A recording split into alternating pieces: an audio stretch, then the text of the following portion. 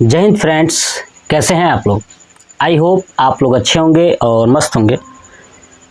मैं क्लास 10 का साइंस पढ़ा रहा था। साइंस में भी फिजिक्स और फिजिक्स का चैप्टर पहला स्टार्ट किया था, प्रकाश का परावर्तन। ठीक है, तो प्रकाश के परावर्तन क्या होता है, परावर्तन के नियम क्या है, परावर्तन के प्रकार क्या है, यहाँ तक पढ़ा चुका हूँ। आज के इस वीडियो में हम लोग पढ़ने वाले हैं दर्पण यानी मिरर के बारे में। तो चलिए सबसे पहले हेडिंग लिख देता हूँ, दर्पण यानी मिरर। देखिए,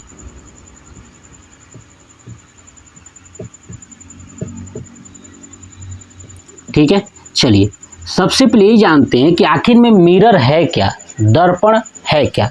देखिए, अगर मैं एक एग्जाम्पल के थ्रू बात कहूँ ना, तो जब किसी भी सतह पे है ना, जैसे ये सतह आपको दिखाई दे रहा है, जब किसी भी सतह पे अगर आप प्रकाश भेजते हो और प्रकाश उस सतह से टकरा करके, ठीक है, टकरा करके किसी भी डायरेक्शन में अगर बिखर जाती है, ठीक है, तो वो जो सतह है ना, वो एक प्रकार के दर्पण का काम करेगा। किसका? दर्पण का काम करेगा। बात समझ में आ गया। दर्पण क्या है? कुछ नहीं कि जब किसी के ऊपर प्रकाश भेजते हो और प्रकाश वहां से टकराने के बाद अगर बिखर जाता है तो एक प्रकार का दर्पण है। लेकिन जो हम लोग इसमें दर्पण पढ़ने वाले हैं, मिरर, वो मिरर क्या है कि एक कांच का टुकड़ा है। क्या है? एक कांच का टुकड़ा है। समझिए, मिरर क्या है? तो एक कांच का टुकड़ा है जिसके एक साइड कलई किया जाएगा। क्या किया जाएगा? कलई किया जाएगा कांच पे।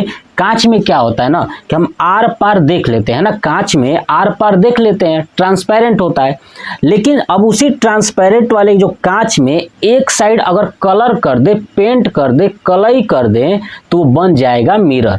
ठीक है, तो जब हम सामने से, मान लीजिए कि एक कांच है, कांच के पीछे कलर कर दिए और हम सामने से देखेंगे तो हमारा ही चेहरा अगर दिखाई दे रहा है, इसका मतलब क्या बन गया? दर्पण बन गया। क्या बन गया? दर्पण यानी मिरर।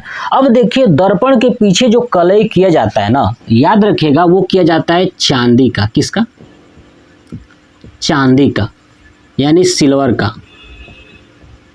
ठीक है, जो दर्पण होता है, शीशे के पीछे किस चीज का कलई किया जाता है? तो चांदी का। देखिए, चांदी, उसके बाद आपने देखा होगा सिल्वर नाइट्रेट, है ना, AgNO3। ये वही है जो हम लोग जब चुनाव में वोट दे करके आते हैं तो ये सिल्वर नाइट्रेट का लगाया जाता है, वो स्याही।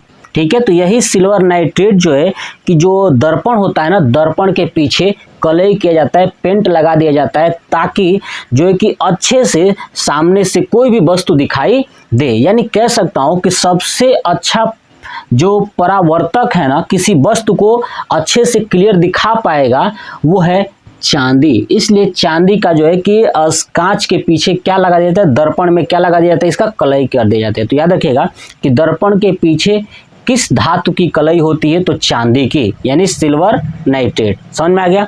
चलिए, अब हम लोग ये जानते हैं कि आखिर में ये दर्पण कितने प्रकार के होते हैं। तो देखिए, दर्पण दो प्रकार के होते हैं। ठीक है, एक होता है समतल दर्पण। क्या होता है? समतल दर्पण, जिसको इंग्लिश में बोलते हैं प्लेन मिरर।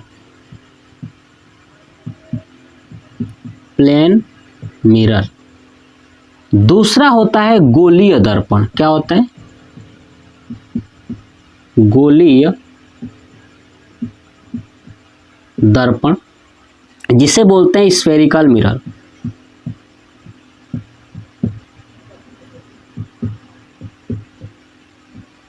क्या बोलते हैं? Spherical mirror. ठीक है, एक होता है समतल दर्पण और एक होता है गोलीय दर्पण।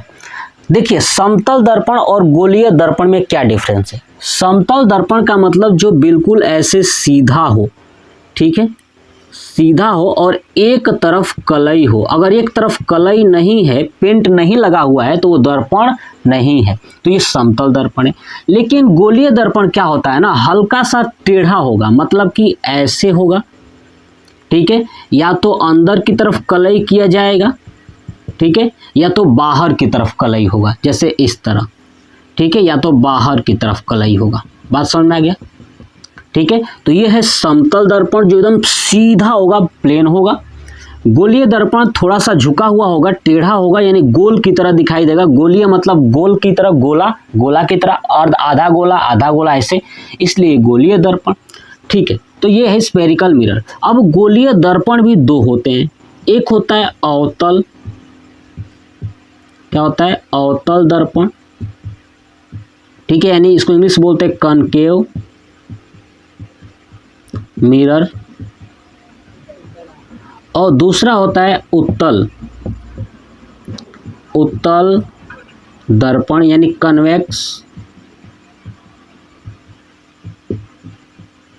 Convex mirror. बात समझ में आ गया।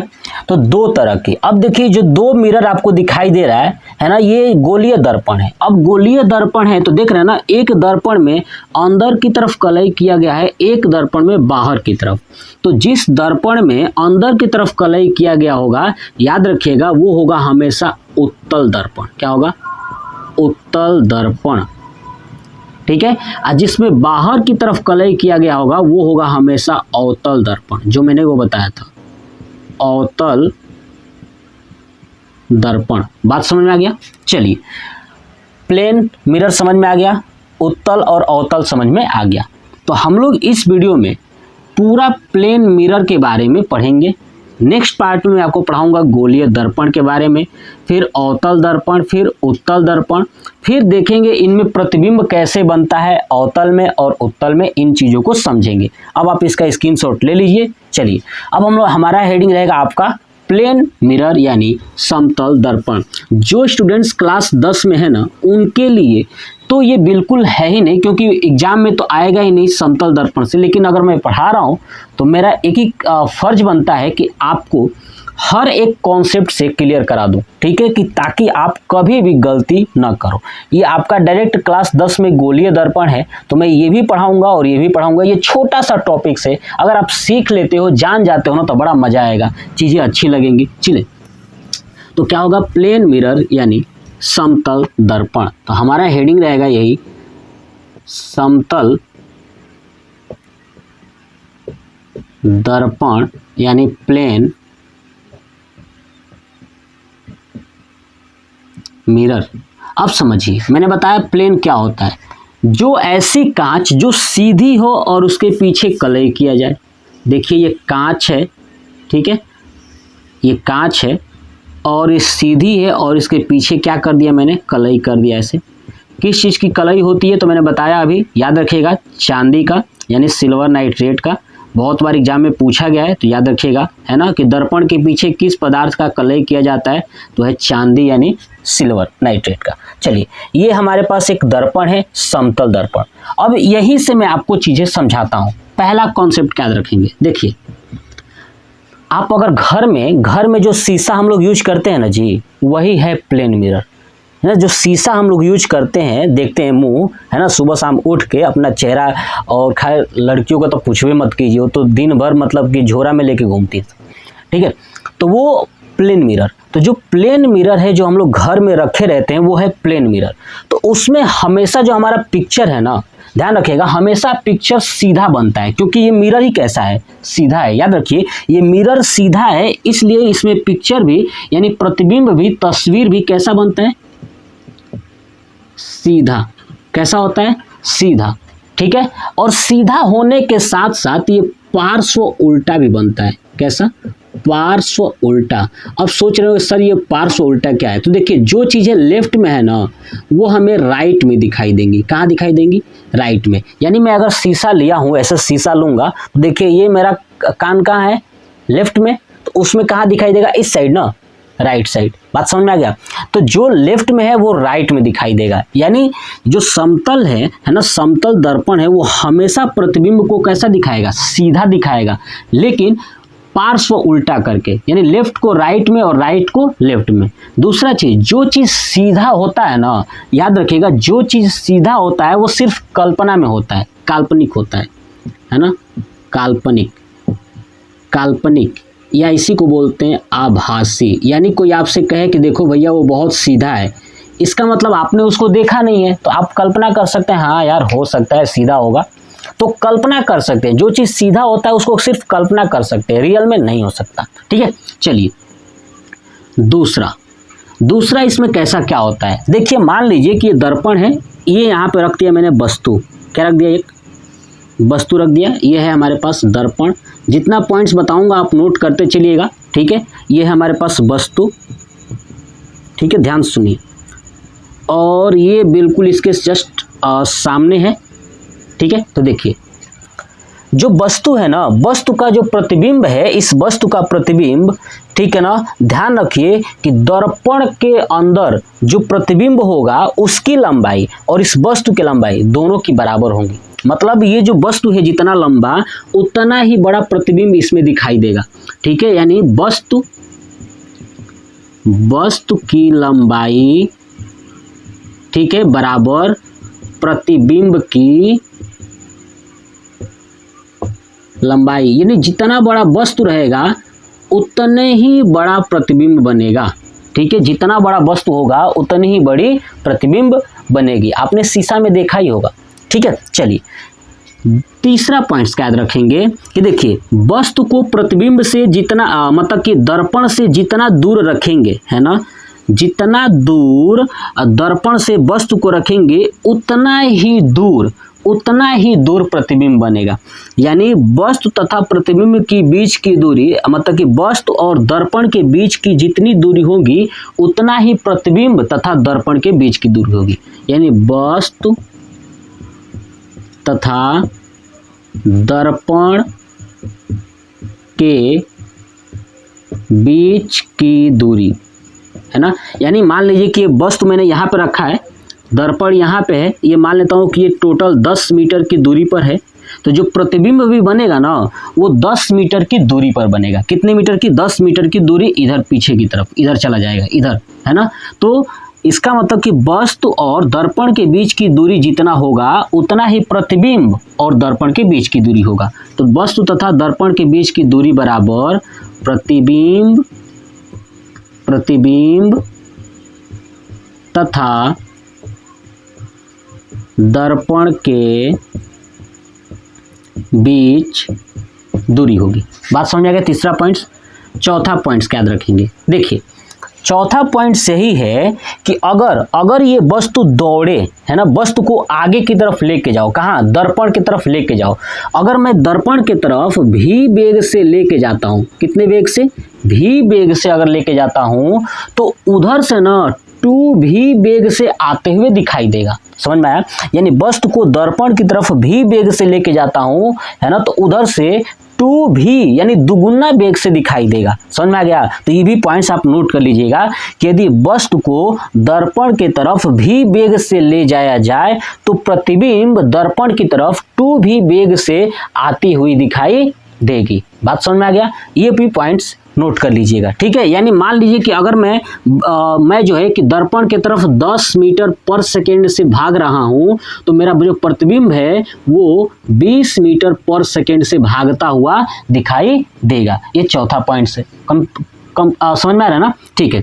पांचवा पॉइंट्स आपको क्या याद रखना है कि अगर मैं इस दर्पण को, ध्यान सुनिए, अगर मैं दर्पण को थीटा कोण से झुका दूं, है ना, थीटा कोण, कितना, थीटा कोण अगर मैं झुकाऊंगा तो ऐसा लगेगा कि प्रतिबिंब इससे दुगुना झुक गया है ना, 2 थीटा से झुक गया है। ध्यान रखिए, अगर मैं प्रतिबिंब को या वस्तु को, है ना, वस्तु को अगर थीटा कोण से झुकाता हूँ, थीटा कोण करके, है ना, थोड़ा सा, मतलब वस्तु ऐसा है तो ऐसे झुकाता हूँ तो ऐसा लगेगा प्रतिबिंब कि इससे दुगुना झुक गया है। ये भी याद रखिएगा कि वस्तु को अगर थोड़ा सा झुकाएंगे तो प्रतिबिंब जो है ना कि उससे दुगुना झुक जाएगा, ऐसा इसमें महसूस होगा। बात समझ में आ गया। तो ये पांचवा पॉइंट्स हो गया। अब चलिए अब लास्ट पॉइंट समझाता हूं। देखिए लास्ट एक बात समझिए। मान लीजिए कि मेरे पास 2 दर्पण है। ये बहुत बार एग्जाम में पूछा है। सुनिए, 2 दर्पण है, ठीक है। ये हमारे पास एक दर्पण है, ठीक है, बड़ा करता हूँ इसको थोड़ा। ये हमारे पास एक दर्पण है प्लेन, और ये भी हमारे पास एक प्लेन मिरर है, ठीक है। इसके भी इधर कलई किया हुआ है और यहाँ भी कलई किया हुआ है, ठीक है। अब देखिए, अब इन दोनों दर्पणों को, है ना, दोनों दर्पणों को, मान लीजिए कि मेरा एक ये दर्पण है, एक ये दर्पण है। इन दोनों दर्पणों को देखिए मैं ऐसे 90 डिग्री पे रखा हूँ, कम पे रखा हूँ, 0 पे कर दूं, है ना, 180 पे कर दूं, ऐसा समझ में आ रहा है दोनों दर्पण को। तो दोनों दर्पणों को अगर मैं जोड़ूं दोनों साइड, अब बीच में वस्तु रख दूं, ऐसे वस्तु दिख रहा है, ऐसे ये वस्तु बीच में है और दोनों दर्पण दोनों साइड है। तो बताइए इस वस्तु की प्रतिबिंब कितनी बनेगी, है ना, वस्तु की प्रतिबिंब कितनी बनेगी, यानी दो दर्पणों के बीच ये वस्तु है ना, इसकी प्रतिबिंब कितनी बनेगी। तो आप एग्जांपल देखिए, जब आप सैलून में गए होंगे ना, सैलून में बाल कटवाने के लिए, तो आपने देखा होगा आगे पीछे लगा होता है जो शीशा, आगे हम बैठते हैं तो पीछे का भी दिखाई देता है, पीछे वाले में आगे आगे का दिखाई देता है, कई सारे दिखाई देते हैं। तो कितने दिखाई देते हैं, बात समझाए, कितना प्रतिबिंब बनेगा दो दर्पणों के बीच में। तो देखिए उसको याद करने का एक मैं तरीका बताता हूं। देखिए हमने बताया कि जो दो दर्पण है ना, इसको किसी न किसी कोण पे रखेंगे। तो मान लेता हूं दो दर्पणों को थीटा कोण पे रखा जाता है। कितने कोण पे, थीटा कोण पे। तो देखिए क्या करना है, 360 में थीटा से भाग कर दीजिएगा। किससे भाग कर दीजिएगा, दोनों दर्पण को जितने एंगल पे रखा जाएगा उस एंगल से 360 में भाग कर दीजिएगा। अब भाग करेंगे ना तो हमेशा याद रखिएगा, अगर विषम आता है, क्या आता है, विषम आता है तो वही हमारा आंसर होगा। लेकिन अगर सम आता है तो आपको क्या करना है, उसमें से एक घटा देना है, उसके बाद आंसर हो जाएगा। बात समझ में आ गई। चलिए समझा देता हूँ पॉइंट्स। देखिए मान लीजिए कि दो दर्पणों के बीच का जो कोण है ना वो 90 डिग्री है। कितना है, 90 डिग्री है। तो इसके बीच में अगर एक वस्तु रखा जाए तो बताइए कितने प्रतिबिंब बनेंगे, कितने वस्तु की प्रतिबिंब बनेगी। तो देखिए 90 डिग्री पे है ना दोनों दर्पण, तो क्या करना है, 360/90, तो 90 के 36 यानी 4। अब 4 बताइए क्या है, सम है ना, तो मैंने बताया सम नहीं होगा, उसमें से एक घटा दीजिएगा, 4 - 1 बराबर हो जाएगा 3। कितना हो जाएगा, 3। समझ में आ गया। अब देखिए मान लेता हूं कि दो दर्पणों के बीच का जो एंगल है ना कितना है, तो ध्यान रखिए, मान लेता हूं कि दो दर्पणों के बीच का जो एंगल है 120 डिग्री है। कितना डिग्री है, 120 डिग्री है। तो कितने प्रतिबिंब बनेंगे, तो क्या करना है, 360/120, 12 × 36 यानी टोटल 3 प्रतिबिंब बनेंगे। मैंने बताया विषम होगा तो वही आंसर होगा, लेकिन सम होगा तो उसमें से एक घटा दीजिएगा, ठीक है। तो ये 3 बनेगा। बात समझ में आ गया। तो ये पॉइंट्स आपको समतल दर्पण से रिलेटेड, प्लेन मिरर से रिलेटेड पूरी इंफॉर्मेशन आपको याद रखनी है। नेक्स्ट पार्ट में मैं गोलीय दर्पण यानी स्फेरिकल मिरर समझाऊंगा। अवतल दर्पण क्या है, उत्तल दर्पण क्या है, और इससे बनने वाले प्रतिबिंब कैसे बनेंगे। इसमें मैंने आपको समझा दिया कि समतल दर्पण में प्रतिबिंब कैसे बनते हैं, प्रतिबिंब की खासियत क्या होती है और प्रतिबिंब की संख्या कितनी होती है। ठीक है, तो चलिए आप इसका स्क्रीनशॉट ले लीजिए और नोट कर लीजिएगा, और कमेंट बॉक्स में कमेंट करके जरूर बताइएगा कि आपको ये कैसा लगा। जय हिंद।